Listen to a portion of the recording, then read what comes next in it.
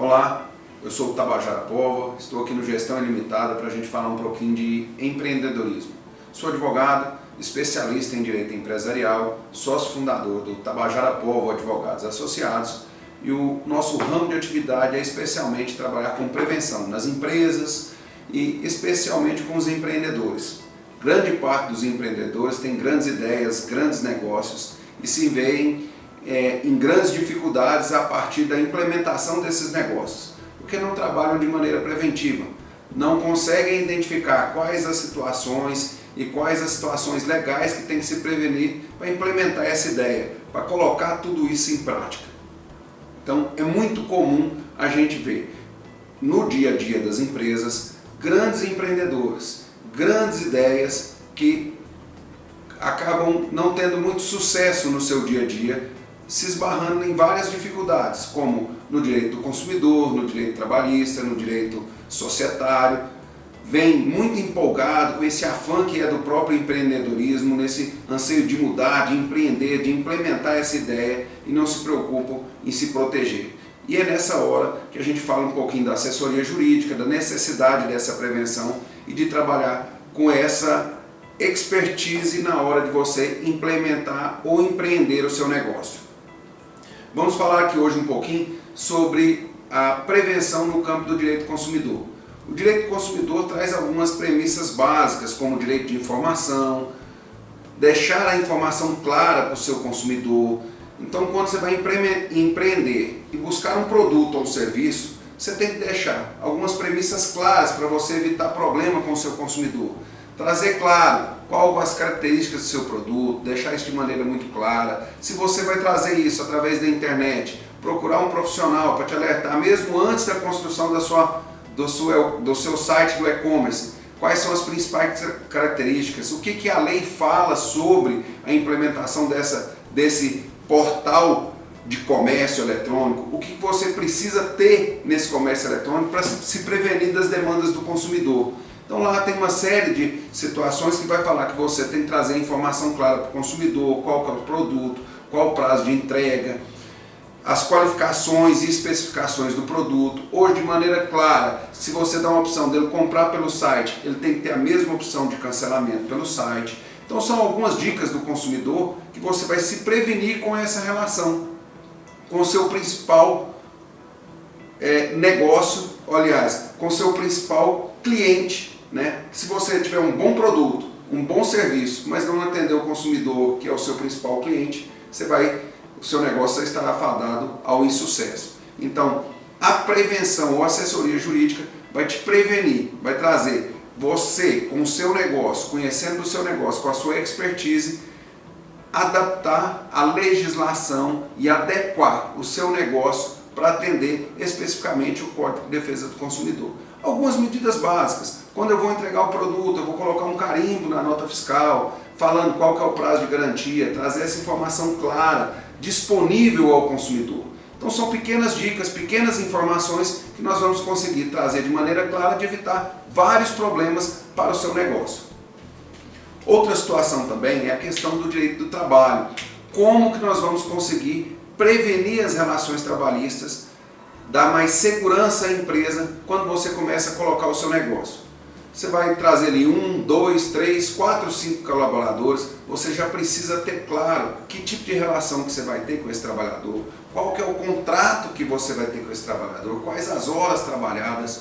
Eu costumo trazer para as empresas que a gente presta assessoria que é muito necessário, não só colocar a carteira de trabalho, que é uma obrigação, assinar a carteira de trabalho, que é uma obrigação, mas trazer claro qual que é a relação de trabalho que você tem com esse empregado, formular o contrato de trabalho com esse empregado.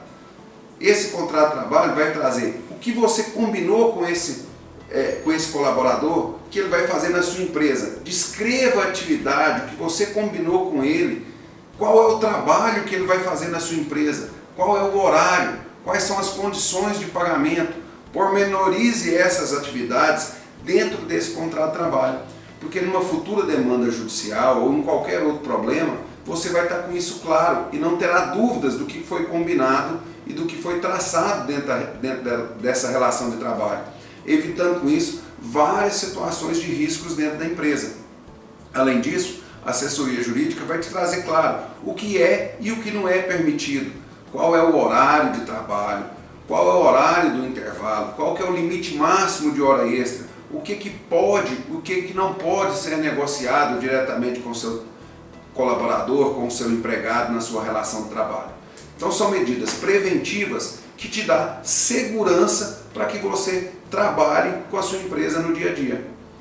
Isso traz solidez ao seu negócio. Uma boa ideia implementada com a boa assessoria jurídica, com a boa prevenção no seu negócio, vai diminuir os seus riscos.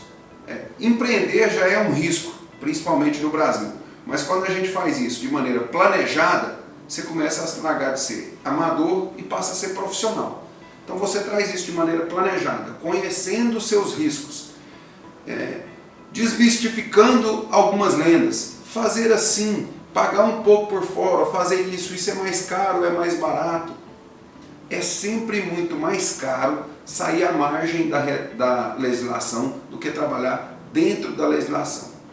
Então, hoje, é muito melhor você ter uma assessoria jurídica que vai te prevenir das suas relações de trabalho, vai te colocar como que você faz um controle de jornada, como você monta uma escala de trabalho. Através disso, você vai conseguir ter o custo real do seu produto, ter o custo real do seu serviço, porque quando você mascara essas relações, você diminui o custo do seu negócio, mitigando o valor do seu produto. Aí você acha que o custo do seu produto é X, quando na verdade ele era 2X, vende achando que tem o lucro e no final você vai ter um prejuízo, porque você está criando um passivo trabalhista e que no final você vai acabar pagando muito mais caro por isso. Então, é muito melhor você prevenir, trazer uma assessoria jurídica que vai identificar as suas relações, demonstrar quais são as expectativas do seu negócio, quais são as especificidades que o seu trabalhador tem que ter, qual a legislação que ele tem que ter, se você precisa ter um ambiente de trabalho, se ele é salubre ou se ele é insalubre, se você precisa ter alguma norma técnica que vai prevenir a salubridade ou a saúde do trabalhador. Então, trabalhando isso de maneira de maneira preventiva, você vai conseguir trazer isso de maneira clara, uma solidez para a sua empresa. E não é segredo algum que hoje grandes empresas usam isso como estratégia de marketing, usam isso para vender os seus produtos, onde melhora a relação com o seu consumidor, melhora a relação com o seu colaborador. Então isso não é importante só pela solidez da empresa, hoje é importante até pelo relacionamento com seus clientes, com seus parceiros. Então é muito importante você fazer essa relação de maneira sólida. E a assessoria jurídica, lado a lado, em parceria com o empreendedor, logo no começo da sua ideia, vai trazer grandes benefícios para a sua empresa ou para o seu negócio, trazendo para você os custos reais e trazendo as principais dicas do que você pode implementar de maneira antecedente para que você evite alguns problemas e que isso, às vezes, traz a grandes estatísticas que a gente vê nos dias a dias, que empresas nascem com menos de 2 anos, já fecham as suas portas, grandes negócios, grandes oportunidades, né? A gente vê aí que hoje o Brasil é um celeiro de grandes empreendedores e precisa unir os empreendedores, talvez, do mundo jurídico, para aliar a assessoria jurídica. O empreendedor tem uma grande ideia, um grande negócio e precisa profissionalizar isso, buscar parceiros para que ele possa trazer essa segurança no seu dia a dia e implementar essa ideia com uma maneira sólida, construtiva, para que o negócio dele cresça e frutifique, dê bons frutos para contribuir não só na geração de empregos, mas para a gente realizar um grande sonho, que empreender é nada mais do que realizar um grande sonho e um grande negócio. Quero trazer para vocês também algumas das principais dicas do direito do consumidor. O que basicamente eu tenho que atender e tem quem está atento para não descumprir o Código de Defesa do Consumidor. Então, vou falar do e-commerce, o que eu tenho que ter no meu site especificamente. Então, eu tenho que ter o endereço físico da empresa, tem que estar de maneira ostensiva diretamente no site, a razão social tem que estar extensiva no site, o telefone, o e-mail, isso tudo tem que estar de forma extensiva no site. Eu tenho que estar ali de forma clara onde que eu vou fazer a devolução, o meio de devolução. Se for no e-commerce, até 7 dias após o recebimento do produto, o cliente tem direito de fazer a devolução sem qualquer motivo e sem pagar nenhuma taxa. Ele pode fazer a devolução do produto, então ele tem esse direito. A garantia legal de todo o produto, se for bem não duráveis, até 90 dias, se for duráveis, até 1 ano. Quando eu tenho uma garantia estendida, que é que a gente conhece muito como seguro, a legislação e a jurisprudência também entende que é o seguinte: a garantia legal só começa a fluir depois da garantia estendida. Então, se eu te dou uma garantia estendida, não flui a garantia legal e depois flui a garantia estendida, não. Hoje a jurisprudência entende que primeiro vai fluir a garantia estendida e depois a garantia legal. Então aí, isso também é uma garantia a mais, você tem que estar atento do que você está oferecendo para o seu consumidor, para você saber até onde vai a sua responsabilidade em relação a isso. Tá? Então essas são algumas dicas que a gente tem que dar, além daquelas que eu já falei no início. As informações de maneira clara, prazo de entrega, prazo de devolução, as informações sobre o seu produto, o número do telefone, o e-mail, o endereço físico da loja, deve ter um atendimento de 24 horas no seu e-commerce.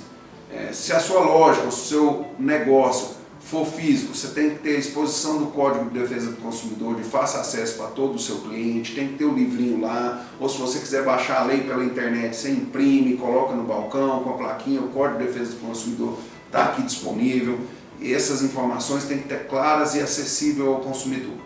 Então, uma dica importante é sempre você lembrar que o dever de informação é que vai reger o Código de Defesa, que vai reger a sua relação com o seu consumidor. Então essas informações estando bem claras, bem acessíveis, você vai se prevenir bastante em relação a isso. Algumas dicas básicas também para todo empreendedor em relação à atividade a sua relação com o seu empregado ou com o seu colaborador. Não existe nenhum tipo de contrato de trabalho sem anotação da carteira de trabalho. Contrato de experiência, anotação na carteira de trabalho. Ah, mas vai ser só 90 dias, o contrato temporário, por prazo determinado. Todos são obrigados a ter o registro na carteira de trabalho. Então, pode ter até anotação na carteira de trabalho, que é um contrato, sem o contrato, como eu falei no início, com aquelas especificidades que eu expliquei, que eu acho interessante que toda empresa tenha. Mas jamais pode ter sem a carteira de trabalho. Você tem que obrigar a anotar a carteira de trabalho, a CTPS do trabalhador. Controle de jornada. A empresa com menos de 10 funcionários não é obrigada a ter o controle de jornada. Não ser obrigado não significa que você não possa fazer. Implemente o controle de jornada. É muito mais fácil amanhã você provar qual que era o horário de trabalho do seu colaborador, que hora que ele faria. Não precisa ser um ponto eletrônico. Basta ter a folha de anotação, o horário de entrada, o horário de saída para o intervalo, o horário de retorno do intervalo e o horário que ele vai embora. Sempre lembrando o seguinte, que esse horário não pode ser engessado. Ah, todo dia ele entra às 7 horas, aí como ele esqueceu uma semana, ele vai lá e anota 7 horas, 7 horas, 7 horas. Ah, o horário do almoço dele é fixo, é das 11 ao meio-dia. 2 horas de intervalo, ele vai lá e anota 11 ao meio-dia, 11 ao meio-dia. Não existe isso, esse controle não é válido. Ele tem que olhar no relógio, 11h01, 11h01, 11h15, 11h15. Chegou, meio-dia e 15, meio-dia e 15. É o horário que estiver marcando no relógio. Porque nem se a gente quiser, você consegue todo dia, numa semana, chegar no mesmo horário. Então a justiça entende que esse horário inglês ou horário rígido, engessado, não é válido para controle de jornada. Então, se você for implementar na sua empresa, se o ponto não for eletrônico, é importante você observar que ele anote o horário que realmente ele está chegando. Coloca o relógio lá, ele olha no relógio e anota o horário todos os dias, mesmo que você não tenha mais de 10 funcionários. É muito mais simples e mais prático, se houver uma reclamação quanto ao horário, você demonstrar isso de maneira prática e evitar um grande problema que é a reclamação sobre horas extras ou horário extraordinário. Muito mais fácil você fazer isso. O trabalho do freelancer ou do autônomo, ele também tem uma regra básica. Ele não pode ter subordinação, ele não pode ter dia fixo. Então o freelancer é aquele que vem de maneira eventual e faz um serviço esporadicamente, vem aqui hoje ou amanhã e te presta um serviço que não tem nada a ver com a sua atividade. Então, um fotógrafo que vem tirar as fotos para você colocar no seu site. Você não tira foto todo mês, né? Você vai tirar foto dos seus produtos ou do lançamento da sua coleção esse mês e ele vai tirar as fotos. Ele vem aqui uma vez, você vai pagar ele. Então tem uma obrigação e uma forma de pagar. Você vai pagar ele pelo recibo de pagamento autônomo. Então você vai fazer o RPA e lá tem algumas obrigações. Você passa a ser substituto tributário. Você vai pagar ele, você é obrigado a reter INSS, imposto de renda. Então você vai fazer isso. A não ser também que ele tenha uma MEI. Que muitas empresas, muitos pequenos empreendedores hoje, é uma forma mais simplificada de você entrar no mercado de trabalho, que é a constituição do MEI. O que é? É um microempreendedor individual. Você se regulariza, tem um CNPJ, te dá acesso a crédito, né? Você emite nota fiscal, paga menos imposto, tributação simplificada, só que você pode ter registrado apenas um só colaborador. E você já entra direto no E-Social. O E-Social é o SPED do trabalhador hoje. A partir de 2018, agora todas as empresas serão obrigadas a estar no E-Social. Ou seja, todas as informações do meu trabalhador, o livro, a advertência, a anotação, a ficha do trabalhador será feita no sistema do E-Social. Então é muito importante você saber dessas situações, porque às vezes você, empreendedor, pode iniciar o seu empreendedorismo, ou sua empresa, ou seu negócio, através da forma como microempreendedor. Lembrando que você tem a limitação, é claro, de um número de faturamento, né? Você tem que faturar, salvo engano agora de cabeça, acho que 60 mil, 81, aumentou 81 mil reais por ano e no máximo um funcionário que você pode ter registrado. Outro fator relevante é a questão da diarista, que surge muitas dúvidas. Eu vou ter uma diarista em vez de limpar aqui e tal. A lei traz claramente que a diarista hoje só até 2 vezes por semana é diarista, passou disso, já caracteriza o vínculo. Então a diarista, você não precisaria anotar a carteira de trabalho, também pagaria por RPA e ela iria no máximo 2 vezes por semana. Importante que esses dias também sejam alternados, porque se ela começar a ir fixo toda segunda, toda quarta, você ainda pode variar e caracterizar ainda o vínculo, porque você teria a subordinação, que é um elemento forte em relação ao vínculo e a relação de trabalho. Outra questão também importante é essa situação dos SPEDs que tem, né? Eu falei do E-Social, que é o SPED do trabalhador, que todas as informações do trabalhador estão lá, e agora todas as empresas têm os SPEDs fiscais. Todas as documentações são emitidas agora de maneira eletrônica, suas notas fiscais, suas DIPJ, suas declarações, o seu contador vai te dar essa informação de maneira mais detalhada, mas que você tem prazo e tempo para cumprir isso, todas as suas relações de notas fiscal. Então o empreendedor tem que trazer isso de maneira muito organizada para fornecer essas informações, porque hoje o atraso nisso também gera multa e gera custos para o seu negócio. Então é importante você trazer todas essas relações, tanto a sua relação de trabalho, folha de pagamento, hora extra, tudo de maneira organizada, porque isso agora vai partir para toda a documentação de maneira eletrônica, o que vai gerar uma facilidade, mas também em caso de atraso, vai gerar de maneira onerosa multas e despesas para o seu negócio, que pode vir até inviabilizar esse negócio, tá ok? Então assim, uma das grandes dúvidas que a gente tem também é sobre a questão de redução de encargos trabalhistas, ou de como pagar o funcionário, ou de manter o funcionário na empresa, já que o custo do funcionário está muito alto e eu não tenho condição de pagar melhor esse funcionário. É muito difícil você conseguir reduzir ou diminuir os encargos trabalhistas. Eu não posso fazer o pagamento por fora. O pagamento por fora ele custa muito caro para a empresa. Eu, quando chego numa empresa para dar assessoria, a primeira coisa que eu falo para o empreendedor é que se ele pagar por dentro, eu vou devolver para ele uma coisa que ele acha que é dele, que é a empresa dele. Porque quando ele paga por fora, ele tem medo de mandar o funcionário embora, ele tem medo de fazer o acerto trabalhista, porque ele não sabe qual será a surpresa que virá. E quando ele faz tudo correto, inicialmente parece um pouco mais caro, mas ele tem a condição de mandar o funcionário embora na hora que ele quer, ele já sabe quanto vai custar o acerto trabalhista. Para diminuir o nível de rescisão que a gente tem dentro da empresa, que muita gente chama de turn-off dentro da empresa, a gente precisa fazer uma pesquisa entre os trabalhadores, ver o que eu posso agregar de melhor em relação a isso. Algumas sugestões que a gente dá. Muitas pesquisas trazem que o trabalhador às vezes deixa de sair da empresa porque ele tem um plano de saúde da empresa, uma possibilidade de se agregar um valor dentro da empresa sem pagar verbas trabalhistas, beneficiando o trabalhador em relação a isso. Então você agrega um plano de saúde, talvez até com coparticipação do empregado. Até a própria esposa ou família evita com que ele saia da empresa porque ali ele tem um plano de saúde. Participação nos lucros também é uma boa oportunidade para que ele fique na empresa, trabalhe com mais entusiasmo dentro dessa empresa, fazendo que o resultado chegue mais próximo. É óbvio que não dá para você simplesmente chegar para ele, o lucro foi tanto, né? Você tem que ter uma forma objetiva de demonstrar os resultados para o seu colaborador. Isso também traz bastante benefício para a manutenção do colaborador dentro da empresa. Outra coisa, um plano de cargos e salários, a possibilidade dele crescer dentro da empresa, dele almejar, melhorar, galgar novos cargos dentro da empresa, também é uma possibilidade de você manter esse funcionário dentro da empresa e reduzir esse custo com rescisão. É muito importante também a gente fazer um controle de feedback na hora de contratação.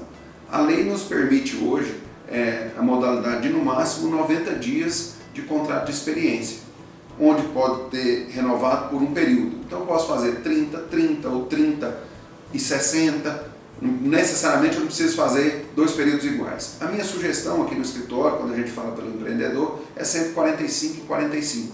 E aí você tem que ter um feedback. Chegou em 30 dias, eu vou olhar para esse funcionário através do supervisor dele, ou se é um pequeno empreendedor, e vou ver se ele está correspondendo, se enquadra dentro da empresa. Naqueles primeiros 30 dias eu vou ter a noção ali se ele está bom ou está ruim. Se eu já tive essa noção, não está bom. Em 45 dias eu vou rescindir o contrato de trabalho dele. Custo baixo, não preciso dar aviso, a redução é maior, não preciso pagar multa de 40% do FGTS, nada. Vou rescindir o contrato dentro do período de rescisão. Não, 40 dias, 45 dias foi pouco. Eu vou renovar por mais 45 dias e vou dar mais uma chance. Então ali eu vou ter mais um período para a hora que chegar ali com mais 30 dias, ou seja, com praticamente ali 75 dias, ter um novo feedback, ou com o gerente, ou comigo, empreendedor, olhar para esse funcionário novamente e ver, preencher os requisitos, está dentro do que eu esperava, não está, vou rescindir o contrato. Porque passou do período de experiência, no 91º, 92º, essa demissão já vai te custar muito mais caro. Aviso prévio, multa de 40% sobre o FGTS. Então, isso tudo acaba onerando a sua empresa. Então, é muito melhor você trabalhar com esses sistemas de controle. Várias dessas dicas que eu dei sobre contrato de trabalho de experiência, você fazer esse feedback, o próprio controle de jornada, vai te dar várias leituras sobre o seu negócio. Meu negócio não está indo bem, eu estou vendendo pouco, mas estou pagando muita hora extra. Controle de jornada, ele está te dando a informação que suas vendas caíram, mas você ainda continua num descontrole dentro da sua empresa. Você está pagando muita hora extra dentro da sua empresa. Alguma coisa está acontecendo errado. Então esses controles, além de melhorar a relação, te dar uma segurança jurídica, também te dá uma relação, te dá um controle, uma leitura do seu negócio. O que está acontecendo no seu negócio? Ele vai te dar vários sinais para que você possa corrigir a tempo e trazer o seu negócio para o rumo certo, para chegar ao ponto do sucesso. Então, para encerrar, eu vou dar 2 cases, 2 exemplos de problemas que a gente sanou de maneira simples, um de consumidor e outro de trabalhista. Consumidor. O escritório foi acionado aqui por um problema que o consumidor teve, já chegou a demanda judicial, um problema de garantia. Um equipamento de informática, ele foi lá e prestou o serviço, uma manutenção nesse equipamento de informática, emitiu nota fiscal e tudo. Só que não deixou claro qual que seria o período de garantia. Emitiu a nota fiscal e não deixou claro. E o que estava em garantia, qual o serviço que ele prestou. Nós fomos lá, nesse momento, como ele não tinha dado a informação clara para a empresa, nós propomos para que ele fizesse um acordo com esse consumidor e resolvemos o problema em definitivo para os próximos casos. Sugerimos para ele para que faça um carimbo descrevendo claramente qual que é o período de garantia e que o serviço dele de instalação daquele equipamento ou daquele serviço compreendia aí esse período de garantia, que era no caso 90 dias, porque não era bem durável, estava dentro desse período e compreendia esses itens que ele estava trocando naquela hora. Então, a partir dali, toda nota fiscal com aquela prestação de serviço saía com a informação clara, carimbada ali no corpo da nota. Então, numa futura reclamação, A hora que ele chegasse até para demonstrar o comprovante de interesse, já estava ali clara a informação do prazo de garantia e atenderia de maneira óbvia o direito do consumidor, que é o direito à informação. Então ele demonstrou claramente o direito de informação para o consumidor e estaria livre do problema, porque ele deixou a dúvida qual seria o tempo de garantia, e na dúvida o benefício é para o consumidor, que é tratado como hipossuficiente em relação à lei, ele tem essa proteção. Um caso trabalhista que a gente vê no dia a dia é a opção que muitos empreendedores optam também por trabalhar com uma boa ideia, um bom negócio e um representante comercial autônomo. Eu não quero ter o custo agora de um vendedor e eu quero trabalhar com alguém que tenha representação comercial autônoma. E aí a gente faz esse negócio de boca. Tem uma lei própria, então eu preciso ter um contrato de representação comercial autônoma. Isso é um detalhe muito importante e que a gente lide um monte de situações. A reforma trabalhista, aprovada agora em novembro de 2017, traz de forma clara que a representação comercial autônoma atendida à legislação não representa vínculo. E na legislação traz de maneira clara que eu tenho que ter o contrato formalizado com a representação comercial autônoma. Então, em várias empresas que a gente atua, que tem a representação comercial autônoma, a gente implementou o contrato e com isso evitamos várias ações trabalhistas ou nas que foram implementadas nós não tivemos caracterizado o vínculo com medidas simples de prevenção ou de atuação com pequenos dispositivos que talvez a assessoria jurídica, no momento de implementação do negócio, no momento da ideia que o empreendedor tem de montar o negócio, se ele tivesse uma discussão, ou um bate-papo, ou uma contribuição dessa assessoria jurídica no início, ele evitaria um monte de problemas em relação a isso. E aí vale aquela máxima, né? Que é muito mais barato prevenir do que remediar. Espero ter dado boas dicas para você, empreendedor, que a hora que você tiver a sua boa ideia, você procure uma boa assessoria jurídica para empreender com segurança, tratando aí das questões não só do trabalhador, do consumidor, mas a questão como um todo. E qualquer dúvida, estamos aqui no Gestão Ilimitada para responder e trazer mais assuntos do empreendedorismo para você.